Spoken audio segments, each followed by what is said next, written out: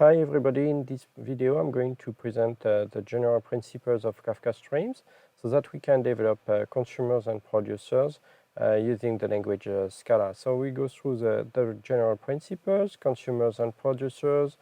We introduce concepts of topics, partitions, offsets, and we will explain as well some elements about load balancing and replication. So in this example, that is very basic example, just to introduce the concepts. On the left side, you can see that there is a producer. This producer will write some data in a channel. Then there will be on the right side a consumer that will read the data from this channel, and it will process this data. The channel in the middle is also known as a topic, and it has a name that allows both the producer and the consumer to read from the same, to produce, to write, and for the producer and for the consumer to read from the same topic. The data that flows through the topic, it's known as events, and these events, they are made of a key and a value, and we will see a bit later how the key is important in Kafka.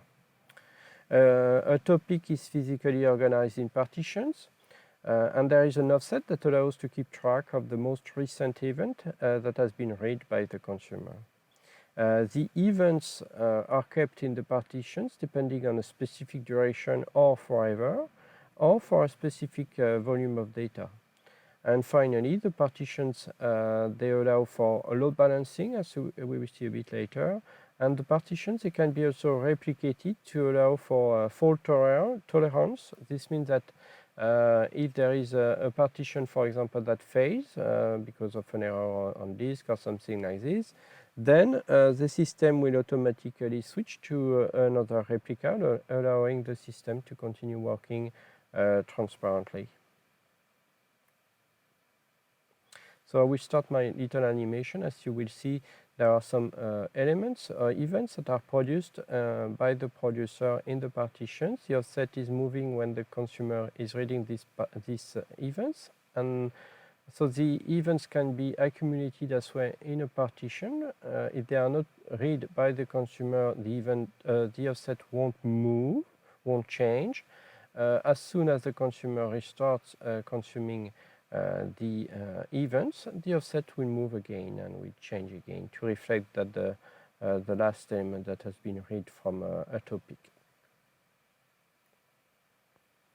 So in this slide, we introduce more partitions, more events, more consumers and more producers. We are closer, let's say, to the real life, even if in the real life, of course, there are more partitions and consumers that I can show on a simple slide, but the principle is here. So in this example, we have as many consumers as we have partitions. So again, multiple partitions allow for load balancing, because in front of each partition you can have one consumer. This means that you can share the load of all these events going through the partitions amongst different consumers. So an event is written by a producer in a specific partition depending on its key.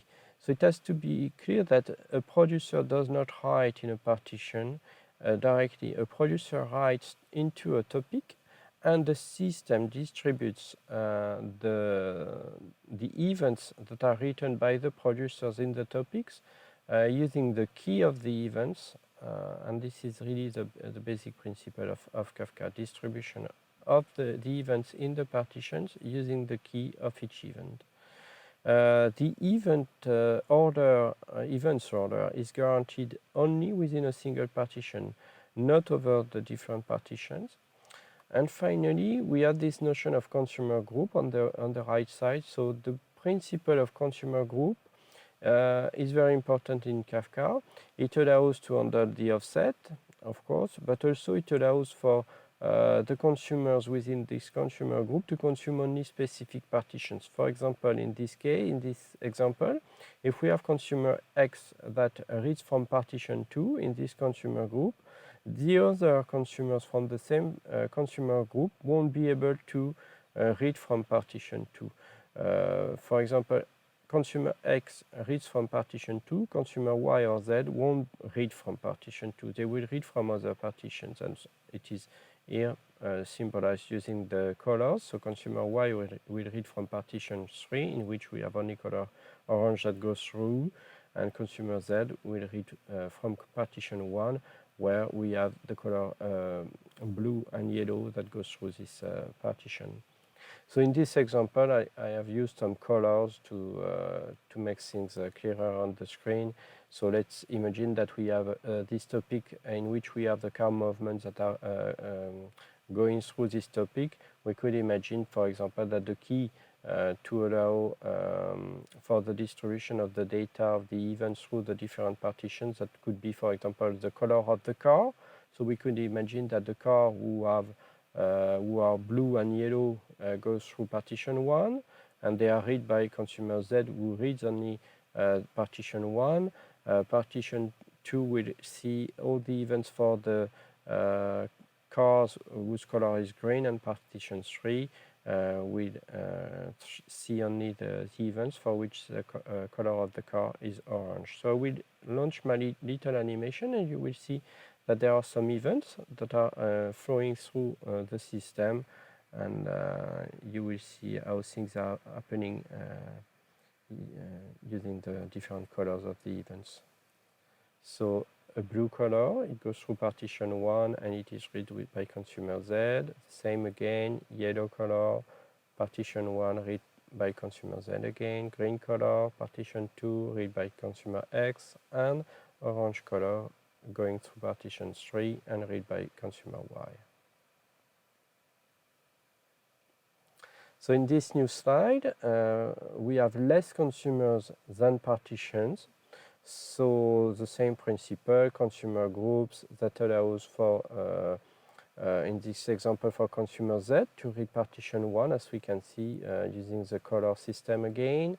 And consumer X will read partition 3, that is orange, and partition 2, that is green.